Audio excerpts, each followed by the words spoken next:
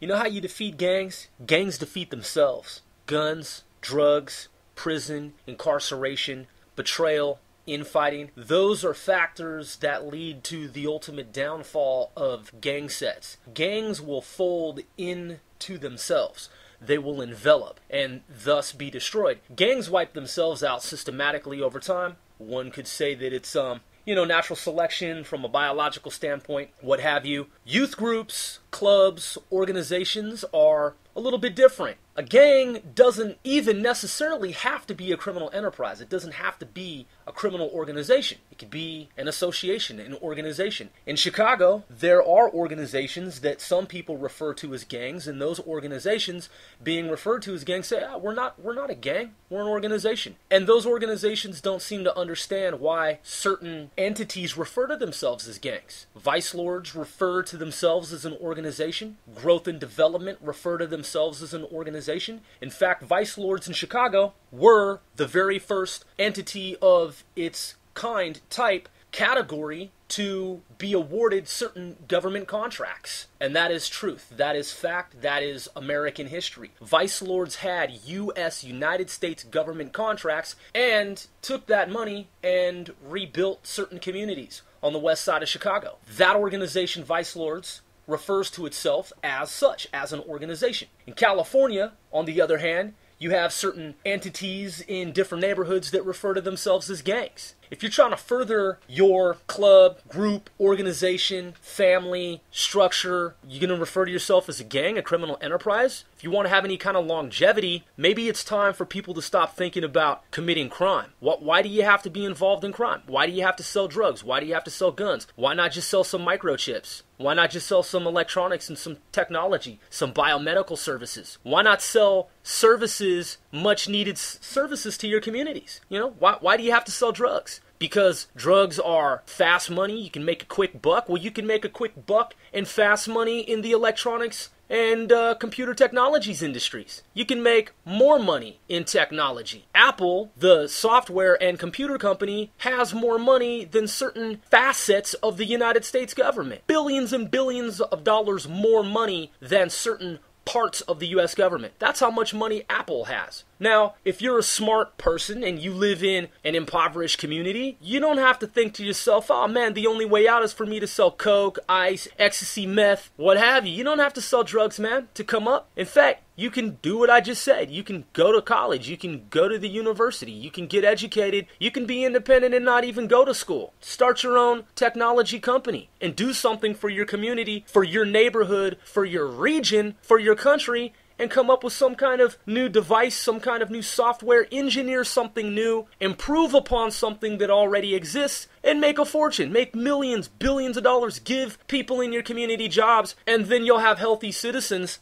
as opposed to having people who you're selling toxic substances to in these different gang-ridden communities. Man, get rid of the fucking drugs. Get rid of the fucking criminal enterprises, man. You don't need that shit in your communities. Some of these towns that I'm referring to look like ghost towns in different parts of America. If you do the intelligence gathering and analysis, you look at some of these different neighborhoods on YouTube, on the internet, and you'll see that they're wiped out, man. They're annihilated from drugs and gangs, criminal enterprises. It looks worse than the shit looked in the wild fucking West hundreds of years ago. This shit is fucked up, man. And they're just empty towns where no one really exists save for a few people, and there are these great distances between the different entrances and exits to these communities, man. They're just these large swaths of land. You see that shit in the Midwest, man. You see it in different parts of California. You see it in different places in New York, and that needs to change, man. So if I were the president, what I would have done when I was, in the election campaign phase back when Obama was trying to get elected and did get elected, is I would have just been honest with people, man, instead of talking about all this, healthcare, reform and all this shit that amounts to nothing. It's just a fucking pipe dream. I would have said, look, man, the changes that I'm referring to are, number one, Fat Americans need to lose fucking weight, okay? Americans who are fat and overweight need to fucking trim down, get fit, get slender, take off some fucking pounds, man, and start looking good in the eyes of the world outside America. Okay, to even for America to even start being taken seriously again. That's the first thing, man. Stop beating around the bush, man. Stop beating around the bush. Okay, pun intended. It's like whatever the Bush administration was involved in and did is a thing of the past, man. And the Obama administration always plays off that shit. Oh, Bush did this, Bush did that, Bush did this, Bush did that. Man, check this out. Americans are getting fat. Period. Okay, end of fucking story in that regard. Americans need to lose fucking weight. Was Obama talking about that? He's talking about, oh, we need to take some, whatever candy out of the candy machines in the high schools, in the middle schools, and blah, blah, blah, blah, blah. Man, did the man just come out and just tell people, man, straight up, like, hey, man, we're not going to beat around the fucking bush. Americans are way too motherfucking fat, okay? That shit needs to fucking change. And that's what he should have just said on national TV, man. Check this out. I'm going to live up to the standard that some people have fucking propped me up to be on, okay? I'm going to live up to that shit, man, and I'm just going to cut through all the fucking nonsense and just get to the point. Some Americans are getting way too motherfucking fat, and that shit looks bad for the rest of America, okay? Instead of, take the little candy out of the machines and man, fuck that shit, okay? Americans need to lose fucking weight. That's first and foremost. And then the next thing is this, man. China is whooping America's ass. China is fucking taking shit over, okay? It's on the news, people are talking about it, and if America wants to continue to compete with China, hey man, look, you gotta fight fire with fire, man. Americans, these racist types, these racist personalities, these people in these different parts of America who have this racist, the Chinese, and they have all these racial epithets, that they want to throw out there about Chinese people, and man, fuck all that shit, man. Let's just get real, man. If you seriously want to combat the Chinese hegemony over America, you need to stop sitting back, man, with all this racist shit you be talking in these different fucking parts of the country where that shit is tolerated and acceptable, man. That shit's not acceptable.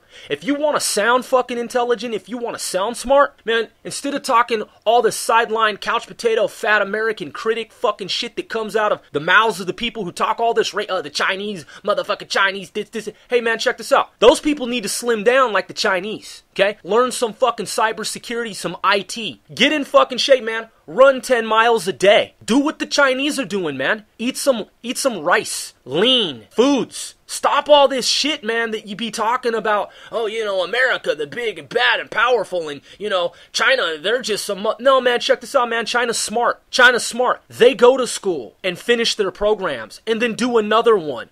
And it's a life... And education is a continuing... It's a continual, perpetual process in that country and in that region. It's Confucian, it's Buddhist, whatever you want to call it. It's ancient, it's age old, and they never stop learning. They don't get all fat and shit and then sit around on the internet playing all these fucking poker games talking about, oh yeah, America, blah, blah, blah, stuffing their fucking faces with potato chips and donuts and shit, man. Come on, man. These people, man, are fucking ahead of the curve. Way ahead, light years ahead of the curve. And they've been doing what they do successfully for millennia. For thousands of years. America's not even 300 years old. So, if America wants to compete, America has to not live in denial. It's just like a football game, soccer game, tennis match, basketball game, some martial arts duel, however you want to phrase it, man. The world can live in peace and harmony, but Americans first have to come to grips with reality, and this economic situation is not getting any better until Americans stop being so fucking lazy. Yes, there are people who work hard, but there is a large number of people who do not work hard, and they fucking slack. That's the change we need.